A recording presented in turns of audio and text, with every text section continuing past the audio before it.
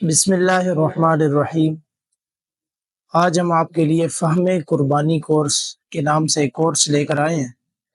Course کے نام سے ہی معلوم ہوتا ہے کہ اس میں کورس میں کیا کیا چیز بتائی جائے گی اور یہ کورس کن پہلوؤں پر مشتمل ہوگا۔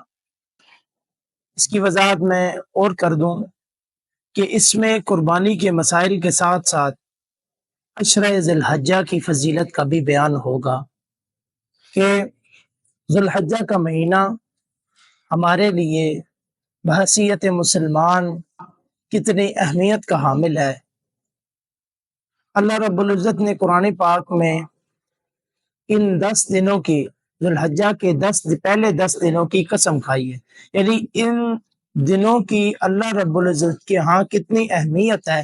پہلے ہم اس چیز کا بیان کریں گے، اس چیز کو ہم ڈسکس کریں گے، اور اس کے بعد ہم قربانی کے مسائل کی طرف آئیں گے کہ قربانی کے مسائل کیا ہے، کیا کیا چیزیں ضروری ہوتی ہیں، نصاب کیا ہے، اور وہ تمام چیزیں اس کورس میں بیان کیا جائے گا۔ ابھی چونکہ ذی الحجہ کا مہینہ شروع ہونے والا ہے تو اس سے پہلے کیا کرنے کے کام ہیں، دوسری چیز یہ اس میں بیان ہوگی، اور پہلی چیز جس کو ابھی ہم ڈسکس کرتے ہیں وہ ہے کہ ذی الحجہ کی فضیلت۔ اللہ اللہ اللہ اللہ اللہ اللہ اللہ۔ قرآن پاک میں ارشاد ہے والفجر ولیال عشر۔ اس جگہ پر حضرت عبداللہ ابن مسعود اور حضرت عبداللہ ابن عباس رضی اللہ تعالیٰ یہ دونوں صحابہ اکرام یہ فرماتے ہیں کہ اللہ رب العزت نے یہاں ان 10 دنوں کی، جو 10 راتوں کی جو قسمیں کھائی ہیں یہاں، یا اس سے مراد ذی الحجہ کی 10 راتیں ہیں۔ اور اس ایک اور جگہ پر ارشاد ہے وَيَذْكُرُ اسْمَ اللَّهَ فِي أَيَّامٍ مَعْلُومَاتٍ، کہ اللہ کا ذکر کرو معلوم دنوں میں۔ ان معلوم دنوں سے بھی مفسرین فرماتے ہیں کہ مراد ذی الحجہ کے دن ہے۔ اب اللہ رب العزت کے نبی صلی اللہ علیہ وسلم نے فرمایا کہ ذی الحجہ کے 10 دنوں میں کیا ہوا عمل افضل عمل ہے بشمول ان دنوں کے کہ دوسرے دن جو ذی الحجہ کے علاوہ ان دنوں میں جو اعمال کیے ہوں اور ان دنوں میں جو اعمال کیے ہوں، تو یہ دونوں میں فرق ہے۔ 10 ذی الحجہ کے پہلے 10 دنوں میں جو عمل کیا جائے یہ فضیلت والا عمل ہوگا، افضل عمل ہوگا۔ صحابہ کرام نے اس پر نبی صلی اللہ علیہ وسلم سے پوچھا کہ کیا جہاد بھی؟ تو نبی صلی اللہ علیہ وسلم نے فرمایا کہ ہاں جہاد بھی، کہ عام دنوں میں جو بندہ جہاد کرتا ہے اور ذی الحجہ کے 10 دنوں میں جہاد جو کرے گا دونوں میں فرق ہوگا۔ عام دنوں میں جہاد کرنے والے بندے کا اجر کم ہوگا ذی الحجہ کے پہلے 10 دنوں میں جہاد کرنے سے۔ تو اس کے بعد نبی صلی اللہ علیہ وسلم نے فرمایا کہ تمہیں چاہیے کہ تم تسبیح، تحمید، تحلیل اور تکبیر پڑھا کرو۔ مراد ہے تسبیح سبحان اللہ کو کہتے ہیں، تحمید الحمدللہ کو کہا جاتا ہے، تحلیل اللہ اکبر کو، لا الہ الا اللہ کو کہا جاتا ہے، اور تکبیر اللہ اکبر کو کہا جاتا ہے۔ تسبیح سبحان اللہ کو کہا جاتا ہے، تحمید حمد بیان کرنا الحمدللہ اس کو کہا جاتا ہے، تحمید تکبیر اللہ اکبر کو کہا جاتا ہے، تحلیل لا الہ الا اللہ۔ یعنی معلوم یہ ہوا کہ ان 10 دنوں میں ویسے بھی ذکر اذکار کرنا چاہیے، ان دنوں میں احادیث کی روح سے ہمیں ان تمام چیزوں کا ذکر زیادہ کرنا چاہیے۔ تو یہ فضیلت ہے ان 10 دنوں کی۔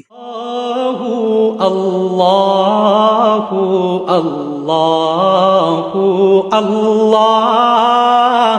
اللہ اللہ اللہ اللہ۔ جبریل اتا لیلتا، ارشاد ہے نبی صلی اللہ علیہ وسلم کا کہ جس شخص نے 9 ذی الحجہ کی رات کو زندہ کیا تو مجھے امید ہے کہ اللہ رب العزت اس کے 1 سال آنے والے اور 1 سال پچھلے کی گناہوں کو معاف کر دے گا۔ اب زندہ کرنے سے کیا مراد ہے؟ زندہ کرنے سے مراد یہ ہے کہ وہ شخص عبادت کرے۔ اسی طرح ایک اور جگہ پہ احادیث میں 5 راتوں کا ذکر آیا، ادھر بھی ان میں بھی ایک ذی الحجہ کی رات کا ذکر ہے کہ جو شخص اس رات کو زندہ کرے۔ زندہ کرنے سے مراد جیسے کہ میں بتا چکا کہ بھئی عبادت مراد ہے، کہ جو عبادت کرے۔ اب عبادت میں کرنا کیا ہے؟ عبادت میں یہ چیزیں کرنی ہیں کہ ہم نے تسبیح، تحمید، تحلیل اور تکبیر کرنی ہے۔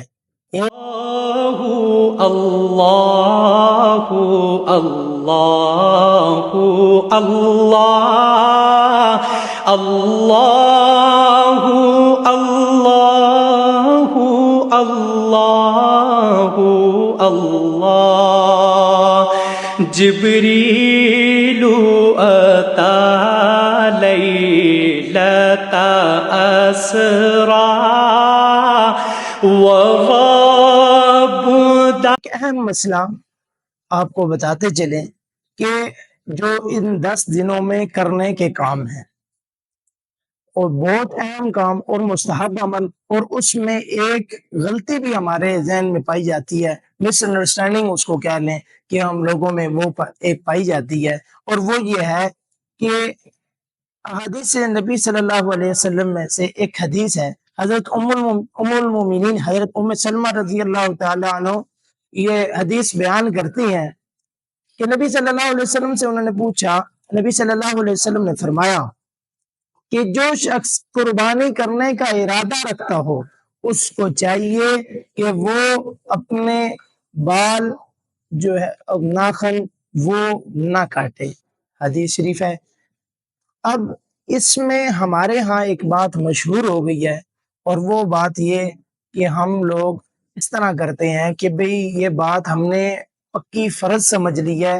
ایک دوسری چیز مس انڈرسٹینڈنگ یہ ہے کہ ہم نے اس کو ہر ایک کے لیے یہ سمجھ لیا ہے، جبکہ حدیث میں یہ چیز آئی ہے کہ جس شخص کا ارادہ ہو، جو شخص ارادہ رکھتا ہو قربانی کا، اب جس کے اوپر قربانی فرض ہی نہیں ہے، قربانی نہیں کر رہا، اس کے لیے یہ مستحب عمل نہیں ہے۔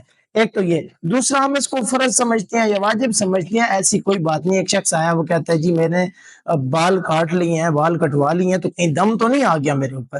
تو یہ چیزیں ہیں کہ یہ ایک عمل نہ فرض ہے، نہ واجب ہے، نہ سنت ہے، یہ ایک مستحب عمل ہے، اور مستحب وہ عمل ہوتا ہے کہ جس کو کریں تو ثواب ہے، نہ کریں تو گناہ نہیں ہے۔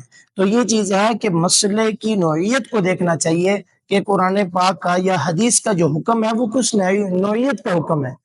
مستحب ہے، مستحب کو فرض کے درجے پر لے کے جانا یہ غلط چیز ہے۔ تو جو شخص قربانی کرنے کا ارادہ رکھتا ہو وہ شخص اس کے لیے یہ عمل مستحب ہے، لیکن یہ بھی عمل مستحب ہے اگر وہ شخص ناخن کاٹ دیتا ہے تو کوئی گناہ نہیں ہو گیا، یا تارک سنت کا گناہ اس کو نہیں ہوگا، خلاف اولا ہے، مستحب کو چھوڑا ہے۔ میں نے آپ کو بتا دیا کہ مستحب کریں تو ثواب، نہ کریں تو گناہ نہیں۔ اس میں ایک چیز، اس چیز کا یہ ہم دھیان رکھیں کہ ہم جب بھی، اگر یہ اس وقت اس شخص کے لیے مستحب ہے کہ جیسے زیر ناف بال ہے، بغل کے بال ہیں، اگر یہ صفائی 40 دن ہو گئے ہیں اور یہ صفائی اس نے نہیں کی تو اس وقت اس کے لیے یہ چیز ضروری ہے، کیونکہ یہ حکم قرآن پاک کا یہ حکم ہے کہ 40 دن سے زیادہ جو بغل کے بال ہیں یا جو اضافی بال جسم پہ ہوتے ہیں جن کی صفائی کا حکم ہے، اگر وہ صفائی نہیں کی ہوئی تو آپ کو وہ صفائی کرنی چاہیے۔ اب یہ واجب ہے یہ کام کرنا۔ اب اگر کوئی شخص ایسا ہے کہ 40 دن سے اوپر ہو چکے ہیں اس نے صفائی نہیں کی تو اس شخص کے لیے یہ حکم ہے کہ وہ مستحب کو چھوڑ کر واجب پر عمل کرے، اور واجب یہ ہے کہ وہ صفائی کرے، وہ بالوں کو کاٹے، ناخنوں کو کاٹے۔ تو یہ چیز ہے کہ مستحب کو مستحب کے درجے میں اس وقت لیا جائے گا کہ جب اگر 40 دن نہیں ہوئے اور اس کے 40 دن نہیں گزرے تو اس کے لیے پھر یہ ہے کہ اس کے لیے مستحب عمل ہے، لیکن مستحب عمل اس شخص کے لیے ہے جو قربانی کرنے کا ارادہ رکھتا ہو تمام کے لیے، ہر بندے کے لیے یہ حکم نہیں ہے۔